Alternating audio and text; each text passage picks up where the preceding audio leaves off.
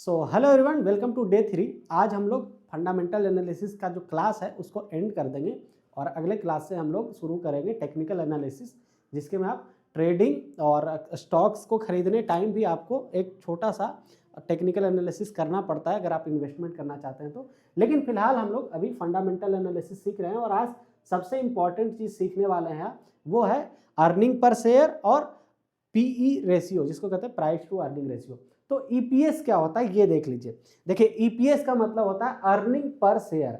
अगर आप किसी कंपनी में पैसे इन्वेस्ट कर रहे हैं तो आपको साल भर में उस शेयर से कितने पैसे मिल रहे हैं, ये सिंपल सा बात हो गया अर्निंग पर शेयर। उसके लिए सिंपल सा इस तरीके से निकाला गया है अर्निंग पर शेयर में नेट इनकम, उस कंपनी का net income minus preferred dividend, वो कंपनी कितना डिविडेंड देती है अपॉन जितना उसका आउटस्टैंडिंग शेयर का मतलब होता है कि मार्केट में कितने शेयर उसके बिखरे पड़े हैं, मतलब अलग अलग लोगों ने खरीद रखा है, कुछ रिटेल्स के पास है, कुछ एफआईआईस के पास है, कुछ डीआईआईस के पास है, कुछ म्यूचुअल फंड जो कि डीआईआईस के ही अंदर आते हैं।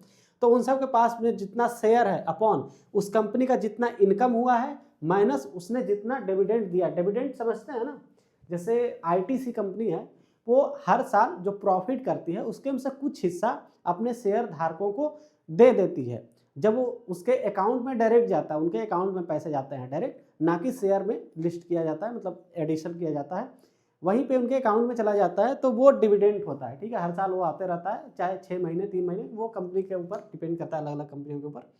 तो इस तरीके से हम लोग ईपीएस निकाल लेते हैं। हालांकि ईपीएस पर आप ज़्यादा ध्यान नहीं दीजिए, आपको ध्यान यहाँ देना है पीई रेशियो। पीई रेशियो का सिंपल सा मतलब ये समझ लीजिए कि आप किसी भी कंपनी में इन्वेस्ट कर रहे हैं तो आप उस कंपनी से 1 रुपये कमाने के लिए आप उस कंपनी में कितने पैसे दे रहे हैं।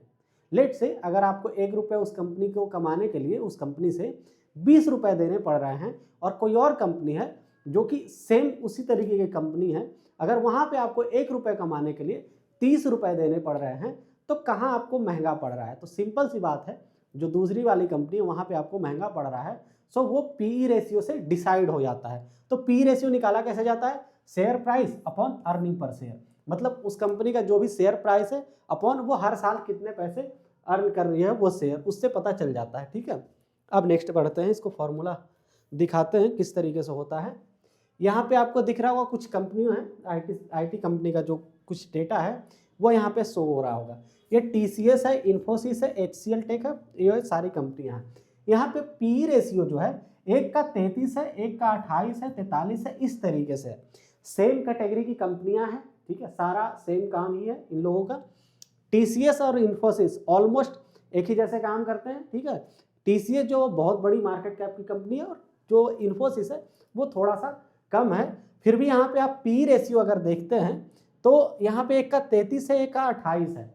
तो कैसे डिसाइड करिएगा कि आपको लेना कौन सा है, ज़्यादा पी रेशियो वाला या कम पी रेशियो वाला? ओके, सो जहाँ पे आपको पीई रेशियो बहुत हाई दिखे, समझ जाइएगा कि वो कंपनी बहुत ज़्यादा ओवर वैल्यूड है, मतलब बहुत ज़्यादा वैल्यूड है।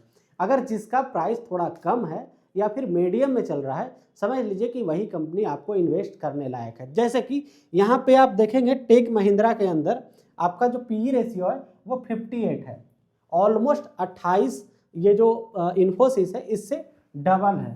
ठीक है, ऑलमोस्ट डबल है। यानी कि इस कंपनी में जो टेक महिंद्रा है उसके में अगर आप पैसे लगाते हैं और आप चाहते हैं कि उससे 1 रुपये कमाएं तो आपको देने पड़ेंगे 58 रुपये। लेकिन वहीं पे अगर आपको इन्फोसिस में चाहते हैं कि 1 रुपये कमाना है तो वहाँ पे आपको देने पड़ेंगे 28 रुपये। तो बताइए कहाँ पे इन्वेस्ट करेंगे? ऑब्वियस सी बात है 28 रुपये इन्वेस्ट करेंगे। ठीक है, तो इसी तरीके से इस कंपनियों का जितना भी पी रेशियो है वो लिस्ट रहता है, वो सब के सब आपको मिल जाएंगे। लेकिन वहीं पे देखिए ईपीएस जो है वो अलग अलग कंपनियों का वैरी कर सकता है।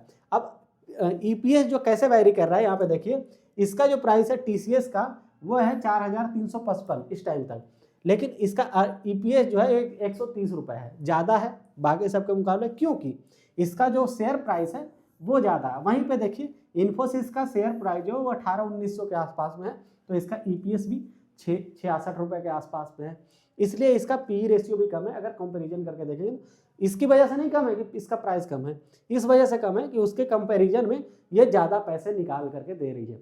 तो सिंपल सा मतलब इसका यही होता है पी रेशियो का। तो पीई रेशियो जिस कंपनी का अगर आप कंपैरिजन करेंगे ठीक ठाक लगेगा, उसी कंपनी की तरफ रुख कीजिएगा। बाकी और भी चीज़ें होती हैं जैसे पीबी रेशियो और अलग अलग रेशियो जो होते हैं, लेकिन उन सब से ज़्यादा कोई फ़र्क पड़ता नहीं है। PE ratio is most important. So यहीं पे हम लोग आज जो क्लास है उसको स्थगित करते हैं और हमारा फंडामेंटल एनालिसिस भी ऑलमोस्ट कंप्लीट हो गया है।